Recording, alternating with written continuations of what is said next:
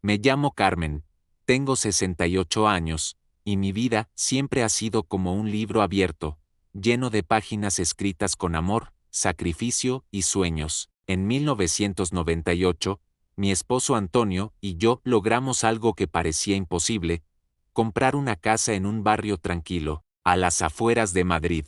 No era solo una casa, era nuestro refugio, nuestro orgullo, el lugar donde construiríamos un futuro para nuestra hija, Sofía. Cada rincón de esa casa guarda un pedazo de mi alma. La cocina, donde los domingos el aroma de las tortillas llenaba el aire mientras Antonio y Sofía reían en la mesa. El patio trasero, donde Sofía corría descalza persiguiendo mariposas, con su risa resonando como campanitas. Las noches en el sofá, con Antonio planeando nuestras vacaciones soñadas a la costa, aunque nunca tuvimos el dinero para hacerlas realidad. Esa casa era más que paredes y un tejado. Era la prueba de nuestro esfuerzo, de años de trabajo en una fábrica para Antonio y de mis turnos como costurera para ahorrar cada peseta. Cuando Antonio falleció hace 10 años, el mundo se me vino abajo. Su risa, su voz grave, su mano cálida sosteniendo la mía, todo se desvaneció, pero la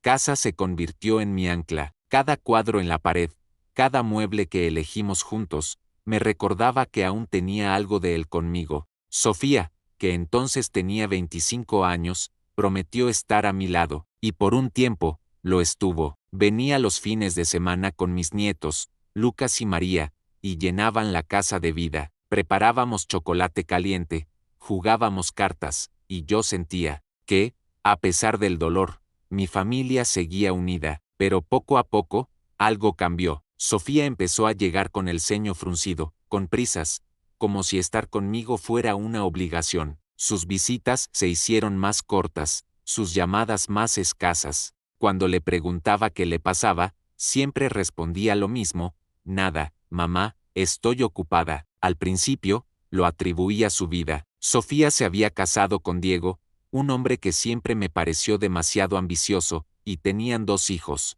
pequeños. Pensé que el estrés de ser madre, trabajar y mantener una casa la estaba agotando. Pero luego vinieron las indirectas. Mamá, esta casa es muy grande para ti sola, decía. Oh, no deberías estar manejando todo esto a tu edad. ¿Mi edad?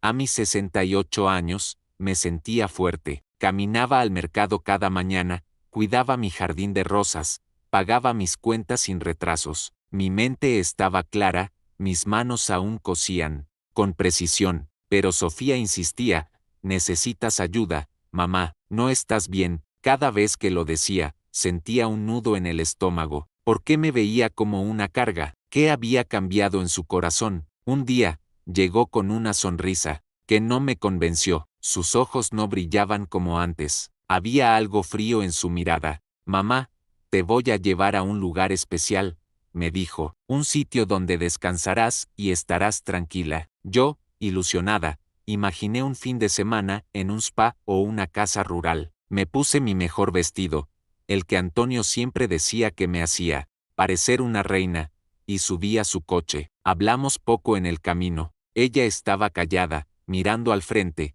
y yo, ingenua, tarareaba una canción vieja que sonaba en la radio. Cuando llegamos, mi ilusión se derrumbó. No era un spa ni una casa rural, era una residencia de ancianos, un edificio gris, con un cartel que decía Hogar de la Serenidad. Mi corazón dio un vuelco. ¿Qué es esto, Sofía?, pregunté, con la voz quebrada. Ella apenas me miró. Mamá, aquí estarás mejor. Es por tu seguridad, dijo, mientras firmaba unos papeles con una enfermera. Intenté protestar. No necesito esto, quiero ir a casa. Pero Sofía no me escuchó. Me tomó del brazo, con una fuerza que nunca le había conocido, y me llevó a una habitación pequeña, con una cama dura y una ventana que daba a un estacionamiento. Todo estará bien, mamá, dijo, y se fue, sin una explicación, sin una mirada atrás. Me quedé sola, con mi maleta a medio hacer y el corazón hecho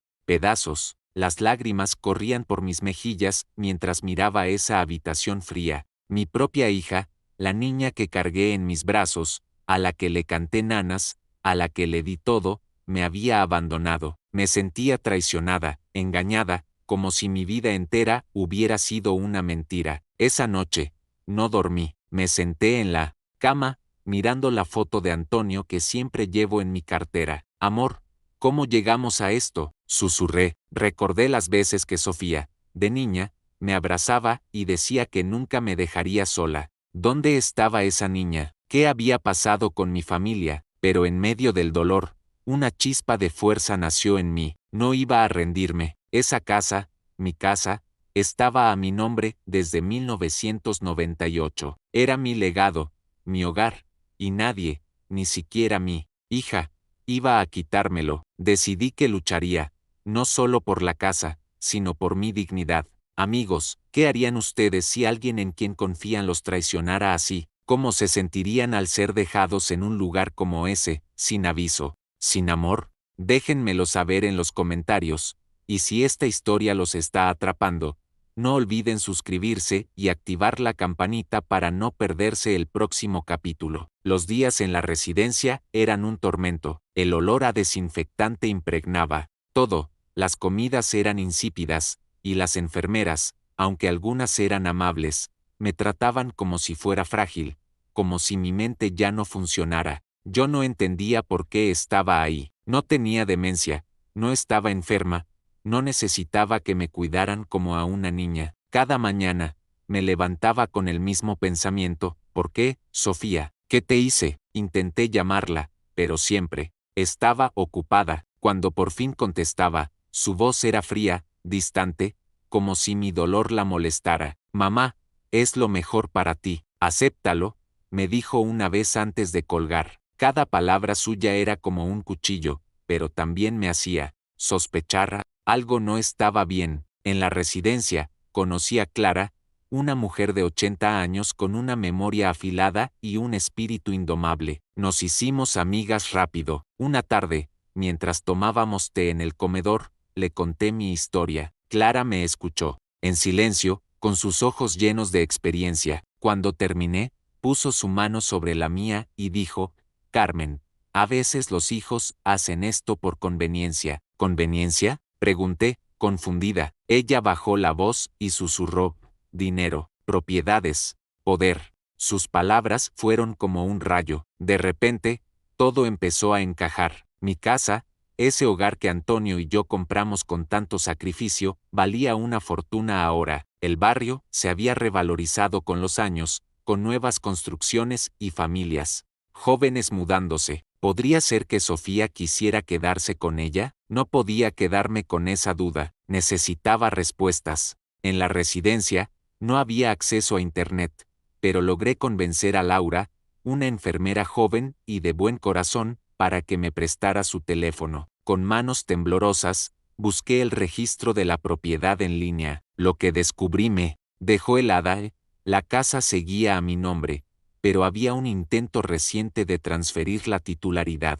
Sofía había intentado cambiar la casa a su nombre sin mi consentimiento. Peor aún, había documentos con mi firma falsificada. Sentí que el suelo se desvanecía bajo mis pies. Mi propia hija, la niña a la que le di todo, estaba tratando de despojarme de mi hogar, de mi vida. Me puse a pensar en los últimos años. Recordé cómo Sofía y Diego siempre hablaban de problemas financieros. Diego, con su obsesión por el estatus, siempre quería un coche nuevo, una casa más grande, viajes lujosos. Sofía, que antes era tan dulce, había cambiado desde que se casó con él. Empecé a sospechar que él estaba detrás de esto. Tal vez la convenció, tal vez la presionó, pero eso no justificaba su traición. Ella era mi hija, y había elegido ponerme en una residencia como si fuera un mueble viejo, mientras intentaba robarme lo que era mío. Decidí que no me quedaría de brazos cruzados, pero necesitaba un plan. En la residencia, conocí a don Miguel, un abogado retirado que pasaba sus días leyendo en el jardín. Le conté todo: la casa, la traición, los documentos falsificados. Don Miguel me miró con seriedad y dijo: Carmen, tienes todos los derechos sobre tu propiedad. Nadie puede quitártela sin tu firma. Me explicó que podía demandar a Sofía por abuso y fraude, pero que necesitaba pruebas sólidas. También me dijo que podía salir de la residencia, ya que fui internada sin mi consentimiento. Sus palabras me dieron esperanza, pero también miedo. ¿Cómo enfrentaría a mi propia hija? ¿Cómo seguiría adelante después de esto? Con la ayuda de Laura, contacté a un abogado amigo de don Miguel, Javier. Le envié copias de los documentos de la casa, que por suerte guardaba en una caja fuerte en mi dormitorio. Mientras tanto, fingí aceptar mi situación en la residencia para no levantar sospechas. Cada día era una lucha. Ver a otros residentes, algunos olvidados por sus familias, me rompía el corazón, pero también me daba fuerza. No sería una víctima más. Mi casa, mi hogar desde 1998, era mía, y lucharía por ella, y lo más importante, lucharía por mí. No podía permitir que Sofía, mi propia hija, me arrebatara todo lo que había construido con tanto esfuerzo. La traición quemaba en mi pecho como un fuego que no se apagaba, pero también encendía una chispa de determinación que no había sentido en años. Si ella pensaba que podía encerrarme en esa residencia y quedarse con mi casa, estaba muy equivocada, pero necesitaba un plan, uno sólido, uno que no solo me sacara de ese lugar, sino que me devolviera el control de mi vida. No iba a ser fácil, estaba sola, en un entorno desconocido, con recursos limitados y un corazón roto, pero también tenía algo que Sofía no esperaba, mi fuerza, mi claridad mental y una vida entera de lucha que me había enseñado a no rendirme. Mira, primer aliado fue don Miguel, un abogado retirado que conocí en la residencia. Don Miguel era un hombre de 82 años, con el rostro lleno de arrugas que contaban historias de batallas legales y una mirada que destilaba sabiduría. Pasaba sus días en el jardín de la residencia, sentado bajo un roble, leyendo novelas de misterio con una lupa que sostenía con manos temblorosas pero firmes. Cuando me acerqué a él por primera vez, no estaba segura de si querría ayudarme, pero algo en mi voz, en la forma en que le conté mi historia, lo conmovió. Me escuchó en silencio, sin interrumpirme, mientras le hablaba de Antonio, de la casa, de Sofía y de cómo me había traicionado. Cuando terminé, puso su libro a un lado, me miró a los ojos y dijo: Carmen, lo que te han hecho es una injusticia, pero no estás sola, tienes derechos, y esa casa es tuya, nadie puede quitártela sin tu firma. Sus palabras fueron como un bálsamo, pero también un desafío. Don Miguel me explicó que, legalmente, Sofía no tenía ningún poder sobre la casa, mientras estuviera a mi nombre. Sin embargo, el intento de falsificar mi firma para transferir la propiedad era un delito grave, fraude. Además, el hecho de que me hubiera internado sin mi consentimiento podía clasificarse como abuso contra una persona mayor. Podemos demandarla, me dijo, pero necesitas pruebas, y lo primero es sacarte de aquí. La idea de enfrentarme a Sofía en un juzgado me aterraba. Era mi hija, la niña que había criado con tanto amor, pero también era la persona que me había traicionado, que me había encerrado como si fuera un estorbo. No podía dejar que se saliera con la suya. El siguiente paso fue encontrar una manera de comunicarme con el mundo exterior. En la residencia, las reglas eran estrictas, no había acceso a Internet, y las llamadas telefónicas estaban monitoreadas, pero tenía a Laura, la enfermera que se había convertido en mi aliada. Laura era joven, de unos 30 años, con una sonrisa cálida y un corazón generoso. Me había visto llorar en mi habitación más de una vez y, aunque al principio no se involucró, poco a poco empezó a entenderme. Una noche, mientras me traía una taza de té, le conté todo. No sé por qué confié en ella, tal vez porque sus ojos me recordaban a los de Sofía cuando aún me miraba con amor. Laura se quedó en silencio, visiblemente afectada. No puedo creer que tu hija haya hecho eso, murmuró. Luego, con un susurro, añadió: Carmen, si necesitas ayuda, cuenta conmigo. Con la ayuda de Laura, logré contactar a Javier, un abogado amigo de don Miguel que aún ejercía. Don Miguel me había dado su número, asegurándome que era alguien de confianza, pero había un problema: necesitaba enviarle los documentos de la casa para probar que era la propietaria. Por suerte, siempre había sido precavida. En mi dormitorio, en la casa, tenía una caja fuerte donde guardaba los papeles, importantes, la escritura de la propiedad, mi testamento,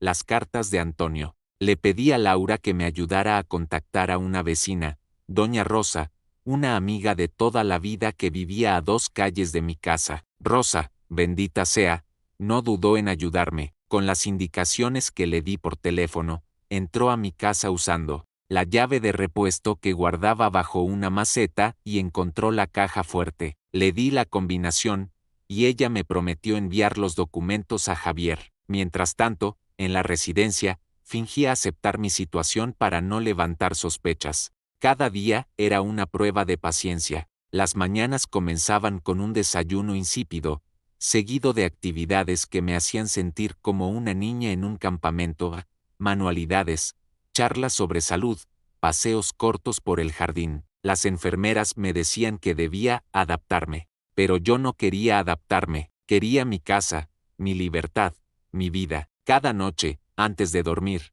miraba la foto de Antonio y le hablaba en silencio. Amor, no sé si estoy haciendo lo correcto, pero no puedo rendirme. Esta casa es nuestra, y la defenderé por los dos. Esas conversaciones imaginarias me daban fuerza, pero también me llenaban de tristeza. ¿Cómo había llegado a esto? ¿Cómo podía mi hija, la niña que amaba con todo mi corazón, hacerme tanto daño? Javier, el abogado, fue una luz en la oscuridad. Cuando recibió los documentos, me llamó para confirmarme que todo estaba en orden, la casa estaba a mi nombre, y el intento de Sofía de transferirla era ilegal. Pero también descubrió algo más alarmante.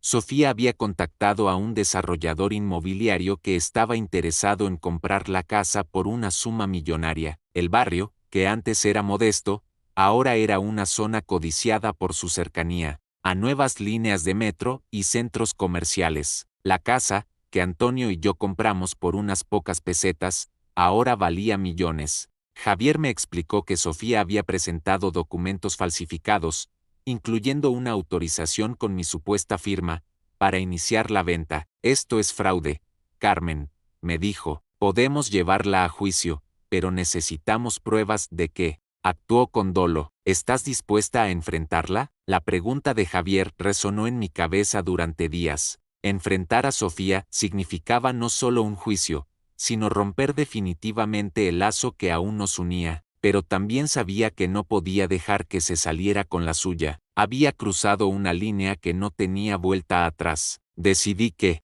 la enfrentaría, pero de manera inteligente. Llamé a Sofía y, con la voz más calmada que pude fingir, le dije que quería verla. Solo quiero hablar, hija, le dije, forzando una dulzura que no sentía. Ella aceptó, aunque noté un dejo de nerviosismo en su voz. Cuando llegó a la residencia, me aseguré de estar preparada. Fingí estar débil, confundida, como si la residencia me estuviera afectando. Sofía, ¿qué pasa con la casa? Leer, pregunté, mirándola a los ojos. Ella se puso tensa, sus manos apretando el bolso. No te preocupes, mamá, todo está bien, respondió, pero su voz temblaba. Sus ojos, esos ojos que una vez me miraron con amor, ahora evitaban los míos. Estaba escondiendo algo, y yo iba a descubrir que, esa noche, hablé con Laura, le pedí un favor arriesgado, grabar en secreto nuestra próxima conversación con Sofía. No estaba segura de si funcionaría, pero necesitaba pruebas. Laura, aunque dudó al principio por miedo a perder su trabajo, aceptó. No es justo lo que te hicieron, me dijo, te ayudaré. Con el plan en marcha, sentí una mezcla de esperanza y miedo. Estaba a punto de enfrentarme a mi hija, no solo como madre, sino como una mujer que luchaba por su vida. Cada paso que daba, me acercaba más a la verdad, pero también al dolor de aceptar que la Sofía que conocía ya no existía. Amigos, ¿qué harían ustedes si tuvieran que enfrentarse a alguien tan cercano por una traición así? ¿Creen que estoy haciendo lo correcto al buscar justicia? Escríbanlo en los comentarios, y si esta historia los tiene enganchados, no se olviden de suscribirse y activar la campanita para no perderse el próximo capítulo. El día de la confrontación llegó, y mi corazón latía con una mezcla de furia, tristeza y determinación. Había pasado semanas planeando este momento, y ahora estaba frente a Sofía, mi hija, la persona que alguna vez fue mi mundo, y que ahora se sentía como una extraña. La cita fue en la sala de visitas de la residencia, un lugar frío con sillas de plástico y un reloj que marcaba los segundos con un tic-tac que resonaba en mi cabeza. Laura, mi aliada, estaba lista. Había escondido su teléfono en un rincón de la sala, detrás de una planta, con la grabadora activada. Sabía que lo que estaba a punto de hacer era arriesgado, pero también necesario. Si quería justicia, necesitaba pruebas irrefutables de lo que Sofía había hecho. Cuando Sofía entró, noté que estaba nerviosa. Sus manos temblaban ligeramente mientras se sentaba frente a mí, y sus ojos evitaban los míos. Llevaba un abrigo caro, uno que no le había visto antes, y un perfume que llenaba la sala. ¿Cómo estás, mamá?, preguntó, con una voz que intentaba ser dulce pero que sonaba forzada. Yo respiré hondo, recordando las palabras de don Miguel: mantén la calma, Carmen, haz que hable. Me incliné hacia adelante, fingiendo fragilidad, y dije con voz suave: Sofía, estoy confundida. ¿Qué está pasando con la casa? Escuché cosas, rumores de que quieres venderla. Su rostro palideció, y por un segundo, vi un destello de pánico en sus ojos. Mamá, no sé de qué hablas, respondió, demasiado rápido, pero yo no iba a dejarla escapar tan fácilmente. Sofía, continué, dejando que mi voz se quebrara un poco para apelar a su conciencia, esa casa es todo lo que tengo, es donde crié a tu padre, donde te crié a ti. ¿Por qué intentaste cambiarla a tu nombre sin decírmelo? Sus manos se apretaron en su regazo, y su respiración se aceleró. Intentó reír, pero salió como un sonido nervioso. Mamá, estás imaginando cosas. Nadie está tocando tu casa. Pero yo no me detuve. Había esperado demasiado para este momento. Sé que falsificaste mi firma, dije, mirándola directamente a los ojos. Sé que contactaste a un desarrollador.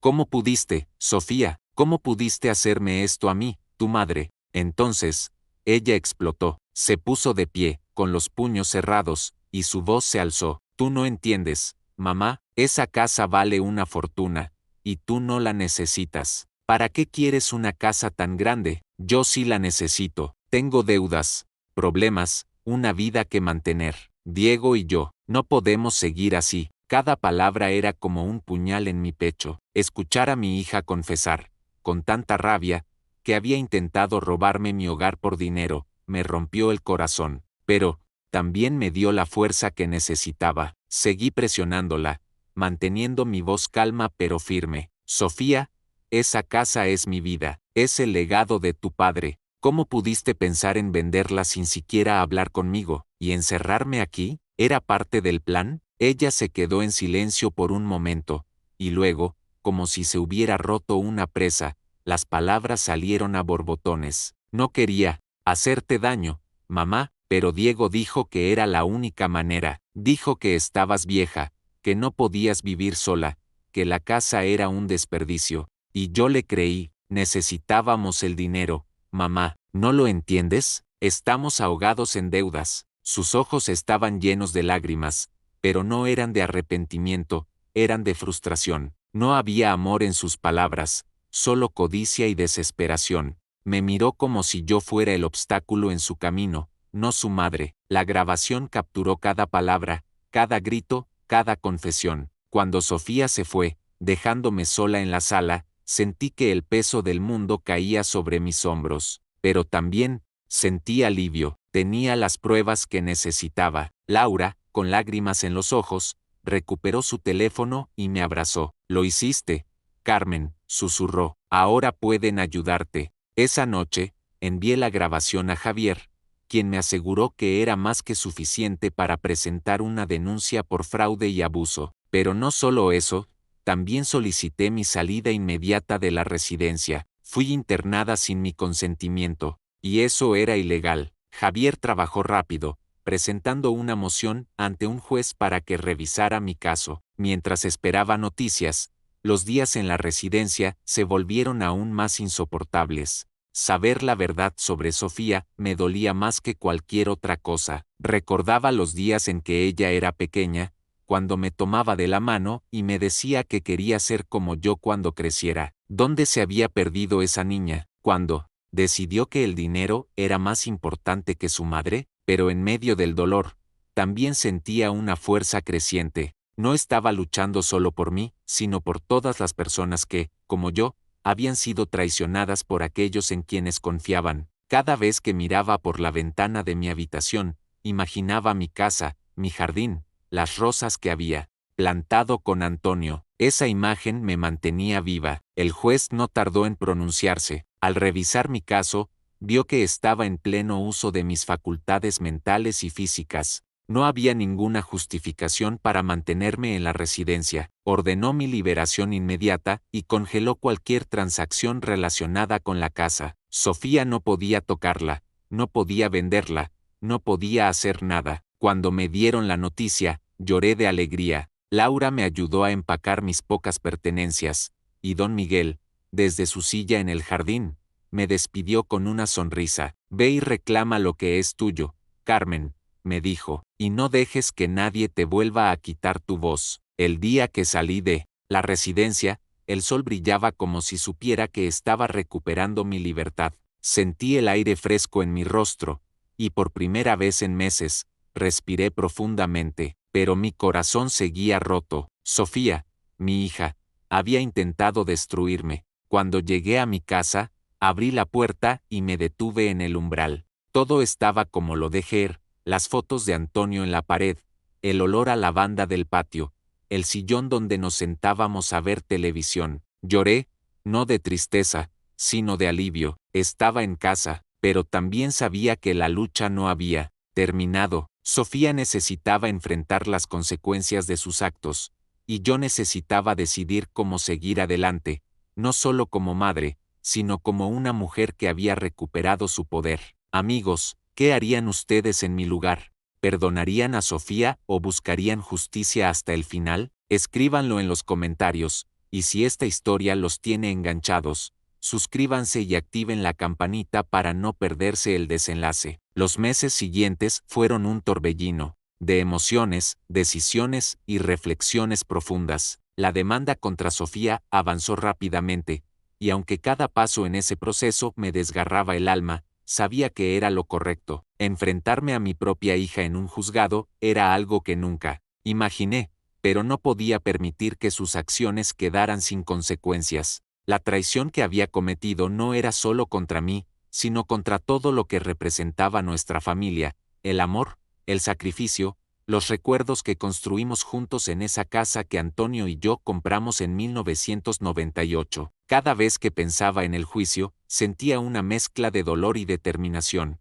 No estaba buscando venganza, sino justicia, y sobre todo, quería recuperar mi voz, mi dignidad, mi lugar en el mundo. El día del juicio fue uno de los más difíciles de mi vida. Me senté en la sala, con Javier a mi lado, mientras Sofía estaba al otro lado del tribunal, acompañada de su propio abogado. No podía mirarla a los ojos sin sentir un nudo en el pecho. Ella, con la cabeza baja, parecía más pequeña, más frágil de lo que la recordaba, pero no podía dejar que eso me debilitara. Cuando el juez comenzó a revisar el caso, Javier presentó todas las pruebas, los documentos falsificados con mi firma, la grabación de la confrontación en la residencia, los registros del intento de venta de la casa. Cada pieza era como un ladrillo en el muro que demostraba la verdad.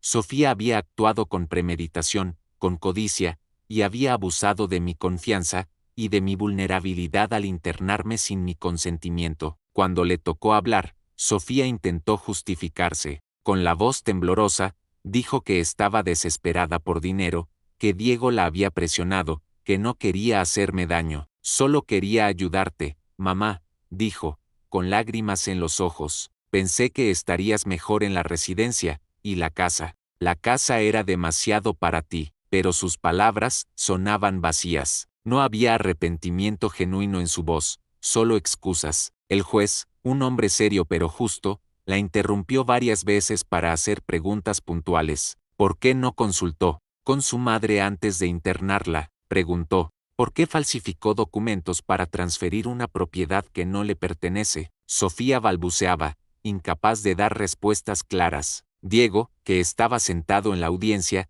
no dijo ni una palabra, pero su presencia me llenaba de rabia. Sabía que él había sido el motor detrás de todo esto, pero Sofía, mi hija, había elegido seguirlo. El fallo del juez fue claro y contundente. Sofía había cometido fraude y abuso contra una persona mayor. Fue condenada a pagar una multa considerable y a realizar 200 horas de trabajo comunitario en un centro para personas mayores, una ironía que no pasó desapercibida. Además, se le prohibió acercarse a mí o a la casa sin mi permiso explícito. Cuando escuché la sentencia, no sentí alegría ni satisfacción, solo un vacío profundo. Había ganado, pero a un costo enorme. La niña que una vez corría por el patio, la que me abrazaba y me decía te quiero, mamá, se había convertido en alguien que no reconocía. Mientras salía del tribunal, Javier puso su mano en mi hombro y me dijo, hiciste lo correcto,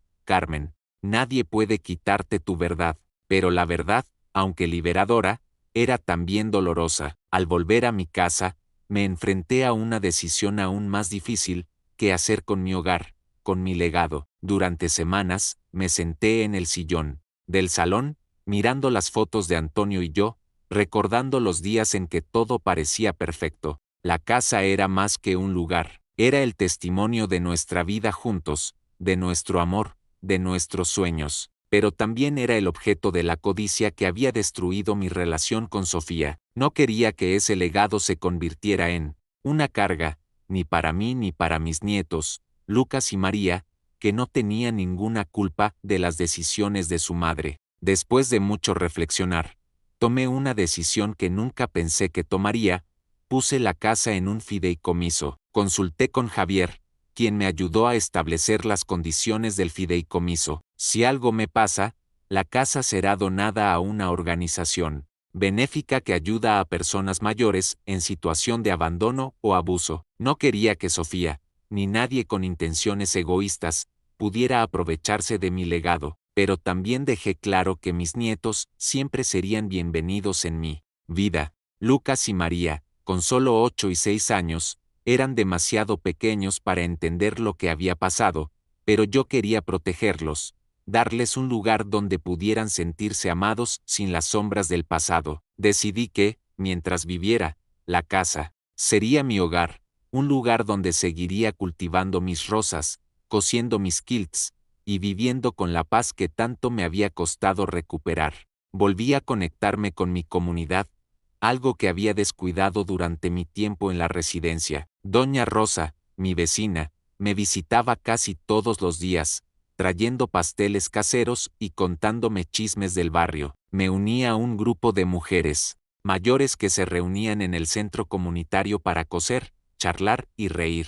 Poco a poco, mi casa volvió a llenarse de vida, no con la familia que esperaba, sino con una familia elegida, hecha de amigos y vecinos que me recordaban que no estaba sola. Incluso Laura, la enfermera que me ayudó en la residencia, vino a visitarme una vez. Me trajo una planta de lavanda para mi jardín y me abrazó con lágrimas en los ojos. Eres una mujer increíble, Carmen, me dijo. Nunca lo olvides. Hoy, vivo en mi casa, rodeada de mis recuerdos, mi jardín y mi paz. La casa, mi hogar desde 1998, es más que ladrillos y cemento. Es mi historia, mi lucha, mi victoria. Aprendí una lección dolorosa: el amor, aunque profundo, no siempre es suficiente para protegerte de la traición, pero también descubrí mi fuerza, mi valor y mi derecho a decidir mi propio destino. No soy solo una madre, una viuda o una víctima. Soy Carmen, una mujer que se levantó cuando todo parecía perdido, que defendió lo que era suyo y que encontró la forma de seguir adelante. Amigos, ¿qué les pareció esta historia? ¿Creen que hice lo correcto al seguir con la demanda? ¿Perdonarían a Sofía o, como yo, necesitarían tiempo para sanar? Escríbanlo en los comentarios, compartan este video con alguien que necesite escuchar esta lección de fuerza y resiliencia. Y no olviden suscribirse y activar la campanita para más historias que tocan el corazón. Gracias por acompañarme en este viaje, y nos vemos en la próxima historia.